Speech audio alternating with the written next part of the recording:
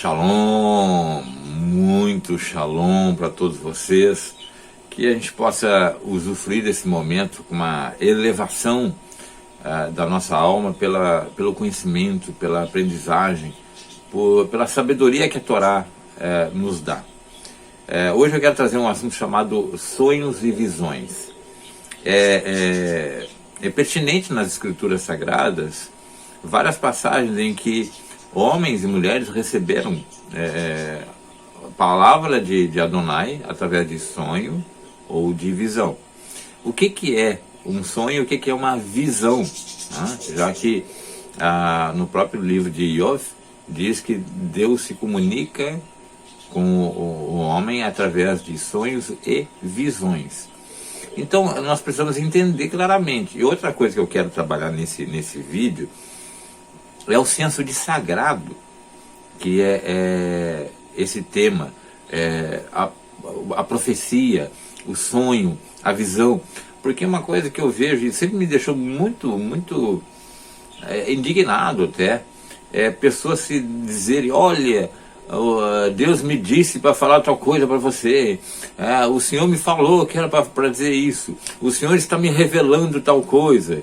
E essas pessoas não têm, na verdade, nenhum senso de sagrado. E até mesmo eu digo que a maioria das pessoas que eu conheci que fez isso estava, como vou dizer, egocentricamente agindo, como se ela fosse um canal especial de Deus a falar isso, sem ter a devida, o devido senso de sagrado que é. Porque a mensagem era tão distoante das escrituras que já era inacreditável por si só, né? Já não tinha credibilidade por si só. E a outra pela pessoa está dizendo: olha, Deus me disse isso, tal coisa. Então, quando nós olhamos nas escrituras, o senso de sagrado é absoluto.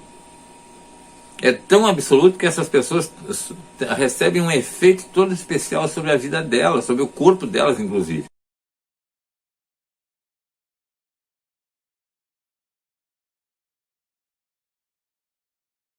Então nós precisamos entender o que é emanação. Emanação é quando procede da divindade algo que toma posse daquele indivíduo, e esse indivíduo vai receber de uma forma toda especial uma mensagem divina para comunicar ou a alguém específico, ou para ela mesma, ou, no caso profético, para uma nação inteira, para um povo. Não existe muito nas escrituras a ideia da individualização.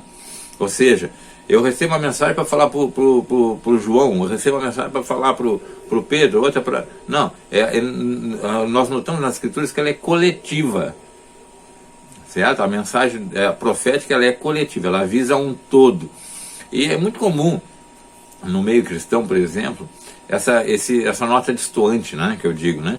Olha, o Senhor está me dizendo aqui que você está passando um grande problema, mas fica tranquilo, porque isso é passageiro e você vai vencer essa luta aí.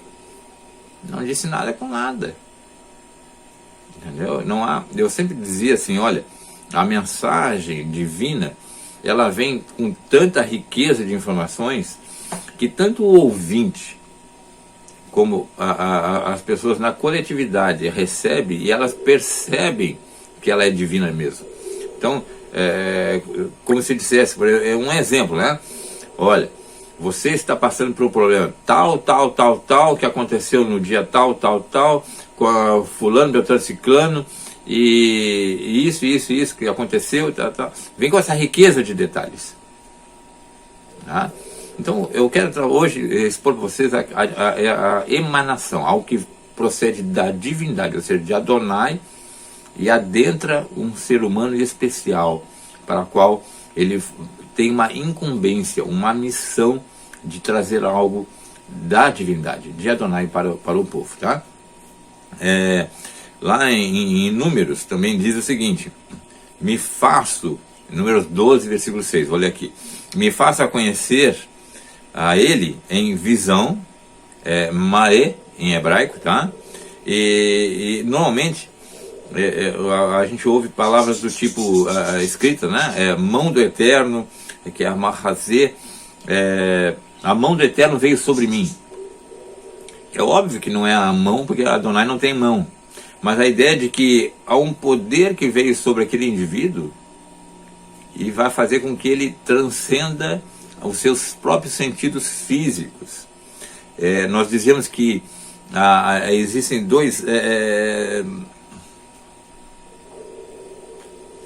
duas faculdades estão ali sendo atingidas simultaneamente, a racional e a imaginativa, né? Ou seja, a racional ela acaba sofrendo uma redução, e a imaginativa, a faculdade cerebral imaginativa amplia, porque ela vai ter como se ela tivesse viajado num lugar específico, ela vai visualizar coisas que a sua faculdade imaginativa é que está sendo trabalhada.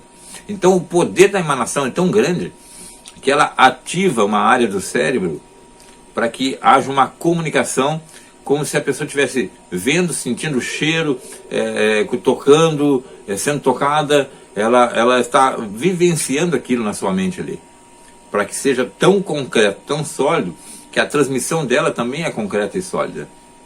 Então vamos lá. Há um estado de agitação e profundo temor que alcança o profeta. Então, isso é outra coisa muito importante. Quando a emanação vem, o profeta ele entra num estado de agitação física e há um profundo senso de temor, né? Ao ponto de dizer, a mão de Adonai veio sobre mim, dores no corpo eu sinto, tremores, meus joelhos vacilaram, tremeram, eu estou como tivesse quase morto, caído aqui, enfraquecido, sem poder nenhum. Tamanha é a profundidade e a grandeza da revelação da divindade, de Adonai sobre aquele indivíduo. Note que é muito diferente de se eu chegasse, olha, o Senhor mandou me dizer tal coisa para ti. Falta esse conteúdo, isso que eu falei de senso de sagrado, esse temor, essa agitação física e senso de temor elevado, tá? Daniel diz, vou ler um texto aqui, tá? Daniel diz assim, fiquei só apreciando essa visão espantosa, fiquei sem energia, empalideceu o meu semblante com a palidez da morte, e me faltaram forças. Daniel 10:8. Olha o que ele está dizendo aqui. Eu me empalideci, eu fiquei branco diante dessa palidez da morte, a sensação de morte, ele está dizendo. Eu fiquei sem forças. Eu fiquei vendo essa visão espantosa. Olha as palavras de Daniel. Veja como a reação dele diante dessa revelação. No versículo 10 ele diz, caí num profundo sono com o meu rosto encostado no solo. Ele praticamente desligou a revelação, a mensagem, a visão que ele teve era tão grandiosa, tão espantosa, como ele mesmo diz, que ele fisicamente ele veio abaixo. Como nós dizemos aqui no sul, ele arriou, ele caiu e entrou num estado de sonolência para que a visão, o sonho se concretizasse na mente dele. Ele vê um anjo, mas tudo dentro dessa visão profética, né? O Daniel, ele enxerga um anjo falando com ele, mas assim, ele não está vendo o anjo ali, vamos dizer assim, materializado na frente dele. Como ele entrou num estado da faculdade imaginativa elevada, aprofundada, ele entra numa outra dimensão e ele começa a ver até o anjo agora ali falando com ele. Lembrando que anjo em hebraico é malach, que não é aquela figura que tem nos quadros aí pintados por aí. Eles são entidades, são agentes incorpóreos, são inteligências abstratas que se manifestam para nós de formas que nós possamos, na nossa pequenez, na nossa racionalidade, entender, compreender que ali tem um anjo. Mas eles não têm forma. Aquela ideia, anjo é um homem com uma espada. Não é isso aí. Isso aí é uma maneira que ele se expressa. Entendeu? entendeu? Então hoje, por exemplo, eu creio que uma manifestação de um anjo não seria com alguém com uma armadura e com uma espada, porque fugiria ao meu contexto. Então ele vai se revelar de uma maneira que eu possa entender, eu possa captar aquela visão. Então ele vê um anjo, mas ele vê esse anjo dentro do seu estado da faculdade imaginativa, uma outra dimensão, vamos dizer assim, né? Os sentidos param de funcionar, uma emanação vem a faculdade racional, né? Porque ele precisa ter essa capacidade de raciocinar ali, mas emana muito mais dela sobre a faculdade imaginativa, ou seja, ele precisa dessa dimensão que excede o racional, tá? E ela é nativa.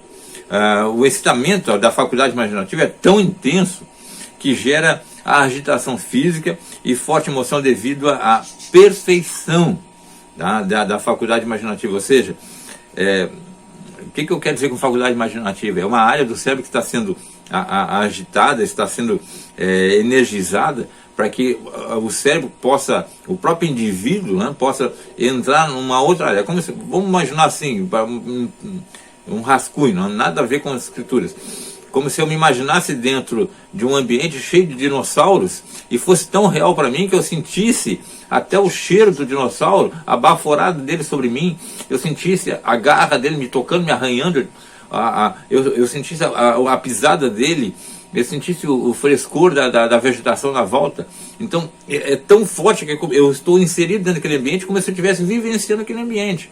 Agora, trazendo para a realidade das escrituras, o indivíduo está dentro de um ambiente espiritual tão elevado que ele está contemplando ali um anjo, e ele está ouvindo a mensagem e até vendo coisas que está sendo revelado para ele, cenas futuras, né, que ainda irão acontecer. Ele está visualizando, ele já está visualizando como se estivesse vendo ali, estivesse dentro daquele ambiente já acontecendo, tá? Então é uma perfeição da revelação. Abraão, nosso pai Abraão, diz assim o texto: a palavra do Eterno manifestou-se a Abraão numa visão, já em Gênesis 15, né? 15:1. Então olha só, a palavra do Eterno manifestou-se a Abraão numa visão. Abraão, ele também teve essa faculdade imaginativa, e ele começa então a ver o que Deus quer falar para ele, o que Adonai quer falar para ele ali, né? E depois um sono pesado caiu sobre Abraão, lá em Gênesis 15:12. Então então disse Deus, no versículo 13. Então olha só, as três etapas ali, né? Uma manifestação, né? A palavra do Eterno manifestou-se sobre Abraão, 15:1. Depois nós temos ali que um sono pesado caiu sobre ele, né? Versículo 12. E depois ele ouve Adonai dizendo para ele, versículo 13. E ele vai ter essa visão: olha, saiba que no futuro a tua descendência vai ficar escravizada no Egito por 400 anos. Então ele estava vendo tudo isso, e ao mesmo tempo ele está ouvindo, tá? Então veja, ele foi desligado dele mesmo, porque ele entrou num estado de profundo sono. As escrituras falam que ele entrou num estado de profundo sono, ou seja, é como se ele tivesse sido desligado, caísse numa hipnose, né? Num sono profundo, e ali são reveladas coisas que ele vai ver no futuro, tá? Todos os profetas recebem uma revelação, e uns atribuem a anjos, e outros como se Deus tivesse falado a eles diretamente, mas sempre através de anjos, tá? Isso é muito importante. Os anjos são os mensageiros de Deus. Por isso que a palavra é malach, mensageiros. Ou seja, Adonai, o Deus Todo-Poderoso, usa os malach para comunicar a sua mensagem ao indivíduo. Essa mensagem pode ser através de um sonho, ou através de uma visão. De qualquer maneira, mesmo que o indivíduo que recebe a mensagem, ele pode dizer: um anjo veio e me falou tal coisa. Ou ele pode dizer: Adonai me disse tal coisa. Mas mesmo quando ele diz Adonai me disse tal coisa, é através de um mensageiro. Ele não tem a visão de Adonai, ele não tem a visualização de Adonai falando com ele. Sempre há um intermediário. que é o canal óbvio de Adonai conversando com o homem, que é o Malach, o anjo, tá? Os sábios afirmam que mesmo quando no caso lá de, por exemplo,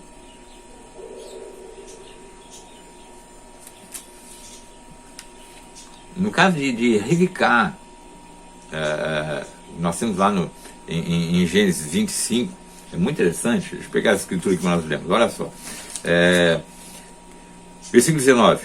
São essas gerações de Yitzhak, filho de Abraão. Abraão gerou a Yitzhak. Yitzhak, de 40 anos, quando tomou por esposa a Rivká, Rebeca. Vou ler em português. Tá? Filha de Betuel, o arameu, de Padã Aram, e irmã de Labão, o arameu. E Isaac orou a Adonai por sua mulher, porque ela era estéril. E Adonai lhe ouviu as orações. E Rebeca, sua mulher, concebeu. Olha só. Nesse texto aqui em hebraico, parece que somente Isaac orou, mas o texto em hebraico revela que ele estava de um lado da tenda e Rebeca do outro lado da tenda, ambos orando. No texto em português, parece que só Isaac orou, tá? Mas no texto em hebraico, ambos oraram, cada um de um lado da tenda. Aí, a Adonai ouviu as orações. Vejam que está até no plural, ouviu as orações. E a Rebeca, sua mulher, concebeu. A Adonai ouviu essas duas orações. E não é duas, na verdade é muitas orações. A ideia ali não é que cada um foi para um canto da tenda, orou e a Adonai já respondeu. A ideia é de que oraram muitas vezes ali, persistentemente, suplicando a Adonai, e aí veio a resposta, né? Para aqueles que gostam de orar e acham que Deus tem que responder tudo imediatamente, né? Os filhos lutavam no ventre dela, então disse, se é assim, porque vivo eu? E consultou a Adonai. Está aqui no versículo. Como que ela consultou a Adonai? Vejam que respondeu-lhe Adonai. 2 nações há no teu ventre, 2 povos nascidos de ti se dividirão. Um povo será mais forte que o outro, e o mais velho se virá o mais novo. Então ela consultou. Os nossos sábios dizem que ela foi na tenda, na Yeshivá de Eber, ou Eber, neto de Noá, que a partir de Shem, filho de Noé, começou então o ensino da Torá, da palavra de Deus, o estudo da palavra de Deus, formando a Yeshivá, uma tenda onde as pessoas que queriam aprender se dirigiam para ela. E era um lugar profético, né? Um lugar de revelação. Então, Rivká, os nossos sábios dizem que Rivká foi até a tenda de Eber e consultou Adonai. E Adonai, através de Eber, respondeu a Rivká. E esse Eber respondeu, né, mediante uma revelação de visão ou sonho, certo? Trouxe resposta a Rivká. Isso é muito importante a gente ter essas informações aqui, tá? Mas os sábios dizem, isso tem base? Tem. Nós aprendemos que a Torá oral e os nossos sábios, com santo temor, com muito temor, eles repassam algo que eles tiveram essa informação. Eu costumo dizer o seguinte, meu pai me passou muitas informações que não estão nos livros de história e dificilmente vão estar. Ele tinha informações sobre o período da Segunda Guerra Mundial, coisas que aconteceram aqui na minha cidade, que pode procurar no livro de história, não tem. Mas ele vivenciou aquilo, ele me passou informações, filho, aqui aconteceu tal coisa, aqui tinha isso. Então isso é uma informação oral, uma tradição oral. Então imagine que os sábios, eles receberam essas informações ao longo de milhares de anos, e essas informações foram chegando. Olha, a Rivká consultou a Yeshivá lá de Eber, né? Toda vez que consta que um anjo disse algo a alguém, ou que a palavra de Deus foi endereçada a alguém, foi sempre por sonho ou por visão. Isso tem que ser claro. Tá? Todas as pessoas que receberam a mensagem angelical, ou que foi dita, a palavra de Deus veio sobre ele, mesmo assim, no uso de Malach, isso veio através de sonho ou visão. Tá? É o que diz a Escritura. Eu me revelo a ele através de sonho ou de visões. Tá? Temos empregado, os termos empregados nos profetas, eles nos levam a ter quatro características, né? Quatro maneiras de descrever esse estágio de visão e revelação. Vamos lá. O primeiro é: veio um anjo, e veio de um anjo o sonho e a visão. Esse é direto. No texto diz: veio um anjo e disse isso, isso, isso. Tá? A pessoa que recebeu a mensagem recebeu, e ela entendeu que o anjo veio até ela e falou isso. O segundo é: o profeta fala que um anjo lhe dirigiu a palavra sem especificar que era ali um anjo, vamos dizer assim, né? O terceiro profeta se diz que o Eterno disse, ele fala abertamente: olha, o Eterno me disse tal coisa, né? Mas sem mencionar um anjo. E embora a gente saiba que ele foi utilizado, esse anjo foi utilizado para que se manifestasse uma visão ou um sonho, tá? O quarto e último: o profeta simplesmente diz que Deus lhe falou e não menciona se foi por anjo, nem por sonho, nem por visão. Mas nós sabemos que foi por anjo, ou por sonho, ou por visão, porque a Escritura não iria se contradizer. A Escritura fala que foi através de sonhos e visões, as maneiras como Deus se comunica com o homem. Não tem, se você imaginar, até imaginar, né? Falar o verbo imaginar, a faculdade imaginativa precisa ser excitada, precisa ser agitada, para que haja uma quebra da racionalização das coisas, senão não existe comunicação. É adentrar no mundo espiritual, então precisa haver um desligar do mundo físico. Por isso que Daniel sentiu tudo aquilo. Sentiu dores, sentiu medo, tremores, caiu no chão, não tinha mais força. O físico dele foi desligado para que o imaginativo dele pudesse ser aumentado. É como se você desligasse vários aparelhos e ligasse um que você vai usar agora momentaneamente, de forma especial. Tá? Você canalizou energia para uma parte do corpo humano, né? Exemplo da situação 1, né? Um anjo de Deus disse-me no sonho. É bem específico, está lá em Gênesis 31:11. Então, ele está dizendo: o anjo de Deus me disse no sonho. É muito direto essa, né? O segundo, ou ainda dentro desse aqui a gente pode citar: e um anjo de Elohim disse a Balaão, né? Balaão, em Números 22:12. Um anjo de Elohim disse a Balaão. O próprio Balaão, né? Naquele episódio que ele está andando com a jumenta dele lá, um anjo se manifesta. É tudo uma visão, né? É tudo uma visão. Há um momento de espiritual. Mas foi a jumenta que viu, Pedro? Exatamente.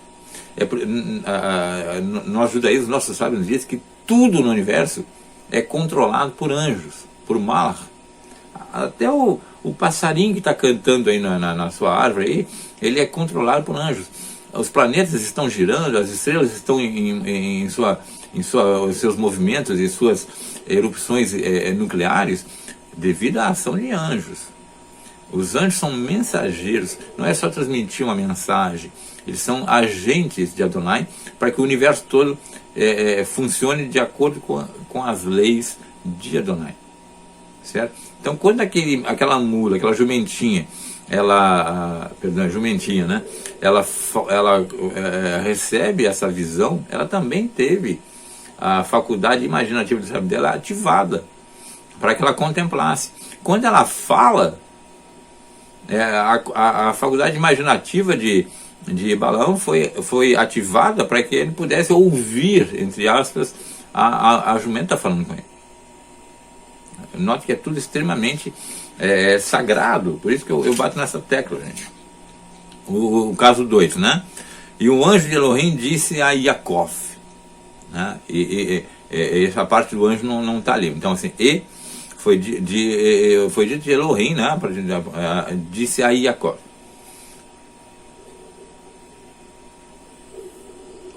E um anjo de Elohim disse a Yaakov.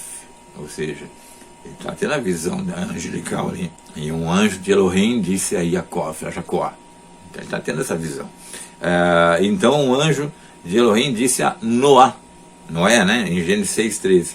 Então eles estão tendo uma visão que é extremamente interessante, né? Deixa eu pegar o texto aqui para nós vermos.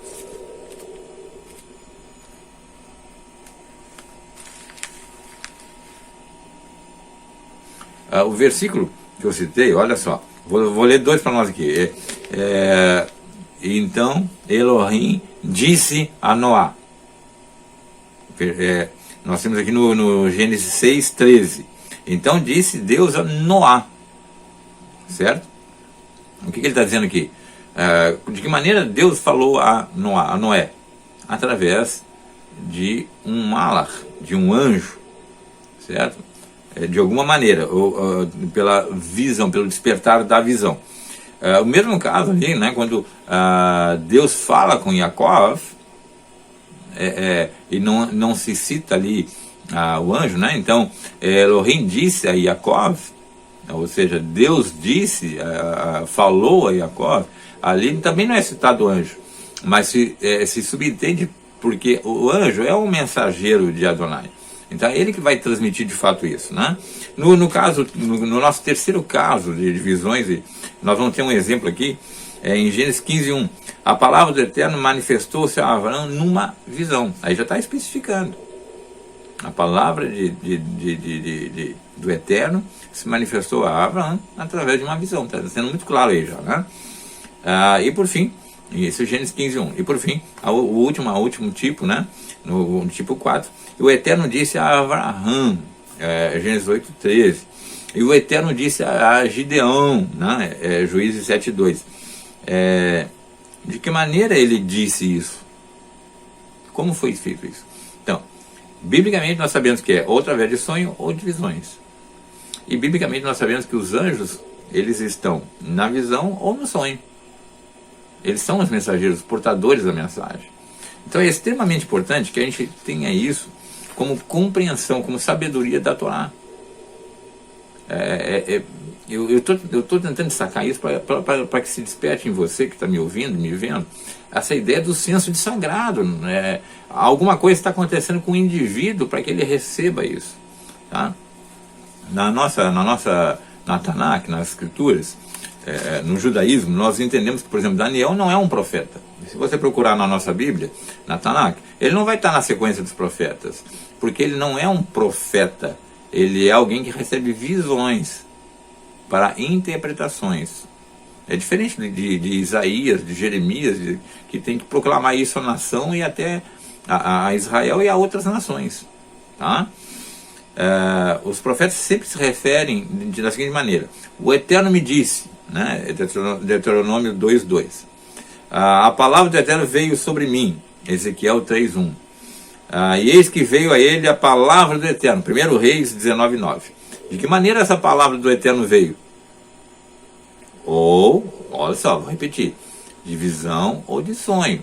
E sempre um anjo, o malach, traz essa mensagem sobre o indivíduo. É fundamental que a gente tenha esse conhecimento do hebraico, das escrituras, para que a gente possa ter a sabedoria que ela mesma nos revela ali, tá? E pousou sobre mim a mão do Eterno, Ezequiel 37:1. É óbvio, né, como eu falei, que não é uma mão que está vindo sobre o indivíduo, mas a ideia de que procedeu de Adonai e ele entrou num estado imaginativo, tá? Não é que ele está imaginando coisas sem sentido, é a faculdade imaginativa dele, a faculdade do cérebro que é ativada para poder mergulhar naquele ambiente celestial e ele contemplar como se tivesse alguém ali de fato conversando com ele. Tá? Esses 4 modos revelam uma profecia e quem pronuncia é um profeta. Olha só, esses 4 modos que eu listei aí, com seus devidos exemplos, caracterizam uma profecia e um profeta. É triste quando eu vejo assim, fulano é um profeta na igreja tal. Né? Olha, é sério isso, é muito sério. É muito sério, tem que ter temor de Deus, tá? Eu não vou nem discutir muito isso. Quando se diz Elohim veio a uma determinada pessoa no sonho, não é uma profecia, tá? Ele não é essa pessoa um profeta, é o caso que eu falei de Daniel. Daniel recebeu informações nos seus sonhos, mas não o qualificaram como um profeta, porque o profeta é aquele que anuncia a uma nação especificamente. Mas ele deixou registrado para todo mundo. Tudo bem, ele recebeu um sonho, ele teve a sua codificação desse sonho e ele registrou. Mas ele não foi até alguma nação, algum povo e fez um anúncio profético. Tá? Isso é a diferença. Quando se tem um sonho ou uma visão, a gente pode ter ali um aviso, uma mensagem. No caso de Daniel, houve um aviso, certo? Quando a gente tem ali o sonho das bestas, né, que vão ser interpretadas, inclusive no próprio sonho vem a interpretação de quem são essas bestas, qual o significado dessas bestas, e aponta até para os anos futuros. Tudo isso é uma visão, uma mensagem visionária, mas é um aviso, mas não é uma profecia, tá? Por exemplo, Labão, né? Labão, ou ele era um malvado, totalmente malvado, ou ele era um idólatra. Isso é visível nas escrituras. Só que a Adonai fala com ele, olha, não fala mal nem bem com o Jacó, não, em outras palavras, não faz nada com Jacó não, porque senão tu vai te meter comigo. Olha, Labão não era profeta, era um idólatra, ele era um cara imoral, e ele recebe uma mensagem de Adonai, né? E então não faz dele um profeta, ele recebe uma visão para que ele, eu recebi um aviso aqui, então vou, literalmente um aviso, não toca no meu servo. Abimeleque, né? Que é Avimelech em hebraico, ele também, naquela reação dele com Abraão, com Sará, ele também recebe um aviso de Deus. Ele não era profeta, ele não era nenhum ele não era um profeta, e ele era tido até como uma pessoa sem temor de Deus, né? Porque o próprio Abraão, ele cita assim, certamente não há temor de Deus nesse lugar. Isso está lá em Gênesis 20, versículo 11. O próprio Abraão diz, não há temor de Deus aqui nesse lugar. Então, não dá para dizer que Abimeleque, né, Abimelech, era um homem que temia a Deus, por isso ele recebeu uma visão. Não, era um aviso de Adonai para ele. Então, de pessoas também que não têm um relacionamento com a Torá, podem sim receber um aviso, mas um aviso para ele mesmo. Para que ele... Adonai está dando uma chance para ele, não faz isso, porque senão a coisa é séria comigo. Tá? Então, não fez dele um profeta, tá bom? Então, assim, alguém recebeu uma visão, não é um profeta, a não ser que ele seja anunciado a um coletivo e fundamentar nas escrituras sagradas e rico em detalhes, para você entender o que é emanação da divindade sobre um indivíduo que vai receber em sonhos ou visões a mensagem trazida por um anjo, vindas da parte do Eterno, nosso Deus, que é digno de temor. Que Ele nos abençoe e nos dê esse conhecimento para as nossas vidas. Amém? Até mais.